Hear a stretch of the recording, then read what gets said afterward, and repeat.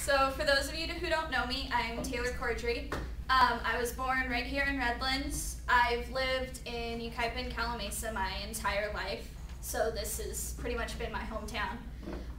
When I was 6 months old, I was home with my parents, and I think my parents were watching TV or doing something, and they started noticing all these red bumps on my face and starting to go all over my body. They had no clue what was going on. One of our neighbors was a nurse, so my mom took me to our neighbor's house, and she's like, she's having an allergic reaction.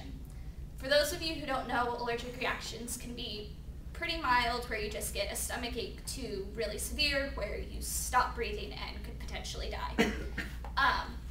So luckily the neighbor had Benadryl. She gave me Benadryl, and she's like, take her to the ER. When I was a year or 2 years, I think they decided that the main food allergies at the time was dairy, eggs, and peanuts. But I continued to keep having reactions from that point on. When I was 3.5 or 4 years old, I was tested for over 80 different foods, and the test for that, I still remember it to this day, and that was, what, 12, 16 years ago?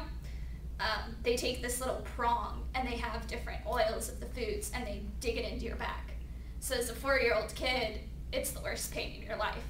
And I get creeped out just talking about it, because that was the only way they could do it at the time. Out of those 80 foods, there was over 60, I believe, that I had some mild to severe reaction to. So at this same time, you start looking for schools where you're going to attend school.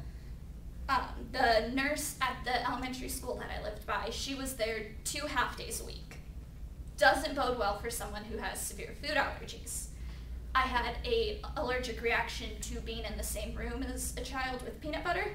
Just the smell of it is that bad. My parents didn't know what to do at the time, because there's not a nurse there. What are you going to do? And then my mom was talking to one of her friends, and that's when homeschooling was brought up. So from kindergarten through 8th grade, I was homeschooled. Now, I was really kept off child. I had a few close friends, but I always grew up around adults and around my parents' friends, so I seemed to mature a lot faster, and people were like, what, she's only 6, 7 years old? So it was a difficult time. I had to learn to read ingredients. When we had to go out to eat, we'd have to talk to the restaurant, and they're like, well, does it have this, this, and this? They're like, I don't know. And my dad's like, well, if you don't find out, she may potentially die and you'll be sued. And they're like, oh, okay, we better do something then. So it was kind of difficult, and we always had to stay to a few places. I kept, and I still keep to this day, epinephrine pens with me, which you jab into your leg when you're having an allergic reaction, and it hurts like none other, and your leg goes numb because it's like a 2-inch needle. So it's not really that fun. When I was 12, I had another severe allergic reaction. And that reaction, I had, I forget what it's called, but it's like a side effect reaction 2 days afterwards. So I had to be readmitted to ER with more epinephrine and such. So they can be really severe. From 7th grade, I didn't have any reactions at all until about a month ago. I had another one to some Thai food, and I stopped. I could feel my throat closing up and whatnot. So even though I'm 18, 19 now, it's still really scary and terrifying.